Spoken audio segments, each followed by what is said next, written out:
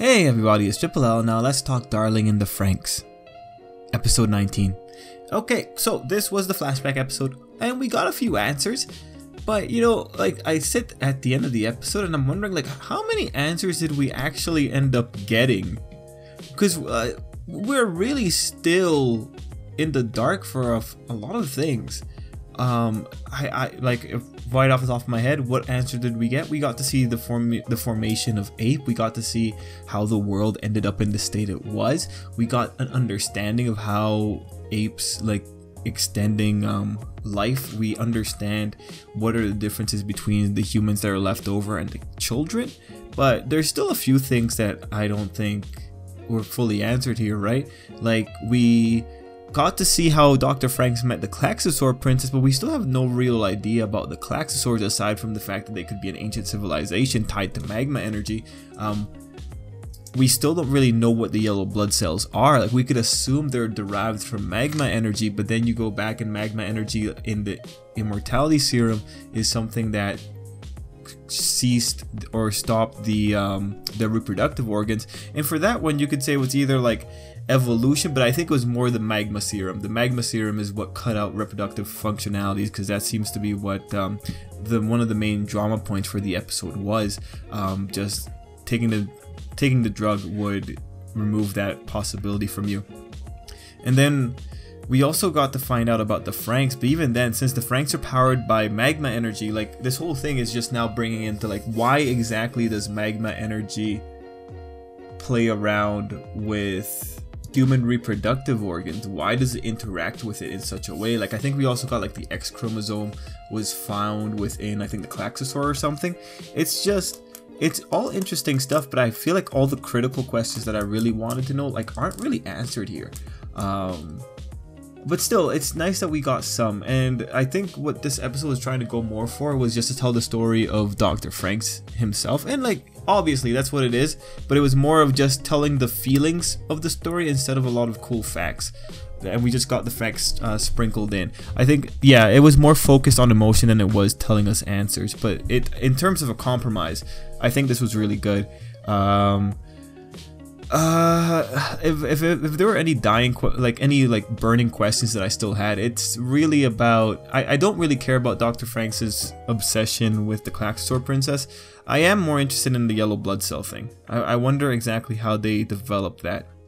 And by the end of the episode, there seems to be a possibility that 02 is genetically Dr. Franxx's daughter, along with genetically a daughter of the Klaxosaur princess, or a clone. We know that his science before that was based around cloning.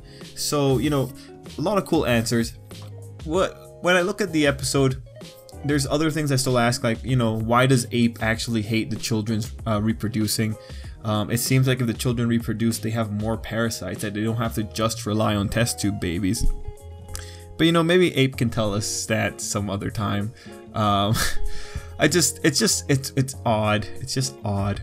Now, in the episode, the thing I'm actually way more interested in are the kids. I like that they had the kid scenes interspliced throughout the episode.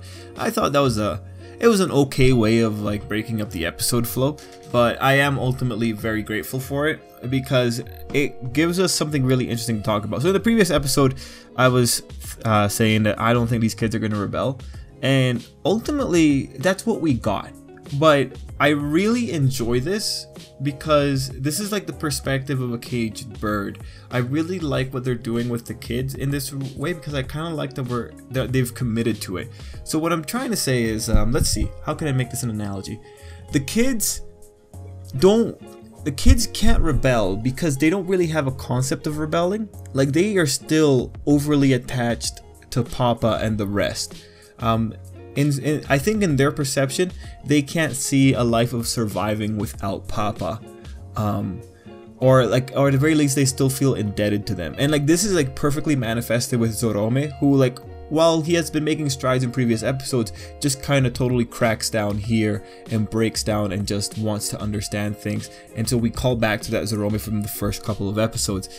But when Hiro is ultimately going there and negotiating with Papa, Like, he's ultimately negotiating with their captors. Like, he's pleading, he's asking for mercy. Like, that's not the mentality of someone that could lead the kids out of there. That's the mentality of the bird trying to ask the person to let it go if it sings a song.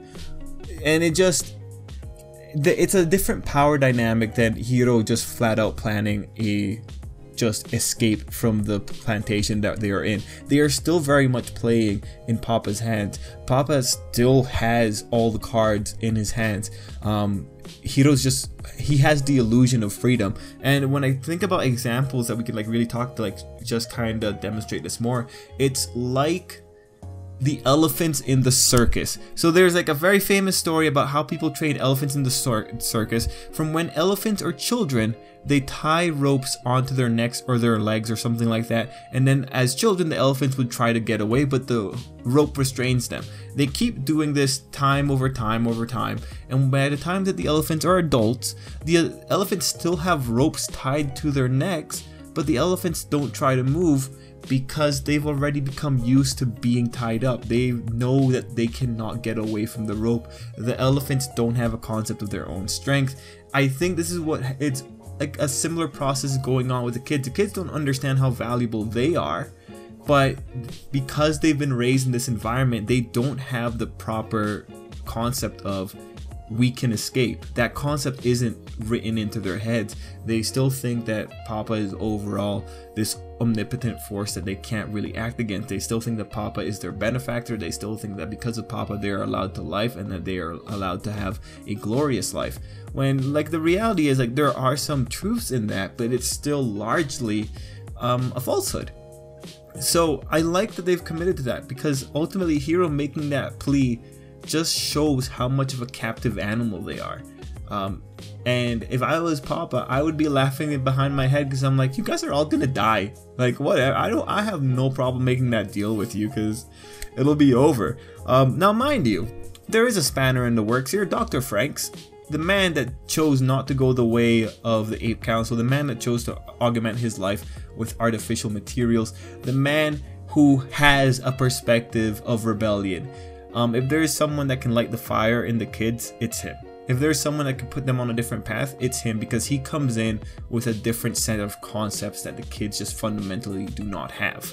So overall, episode 19, for the small scene and for like that small scene of Hiro just making the plea deal or negotiating with Papa, I like it because it commits to the idea the kids are not capable of rebelling by themselves. And now we're pretty much, the moment he made that deal, we're pretty much set into the next few episodes being things that are happening at Papa's volition. So now the kids have really given up their freedom for the foreseeable end of this series. We'll have to see how that goes. But otherwise, that was like the main thing I really want to talk about. Like the rest of the episode, I think there's a lot of things that we can take away from Dr. Franxx's flashback, between his sad story and the birth of the Franxx, and just the weird interplays that magma energy has with reproductive functions. But I still think it's not the full package, and it's still something that I think I'll look forward to in the future. Like, I still want to know more about the origins of the Klaxor, although at this point you could say like they're past humans that evolved into something greater. I don't know. We'll have to see though. Anyway, that was episode 19. A very short impression video, but I can't really think of anything else other than like the really cool mechanics of what's going on in the kids' heads. But if you guys have any extra points, let me know down below, and if there's something really cool that comes up if I watch the episode again, I'll make another video for it. But yeah, till next time, I hope you have a great day.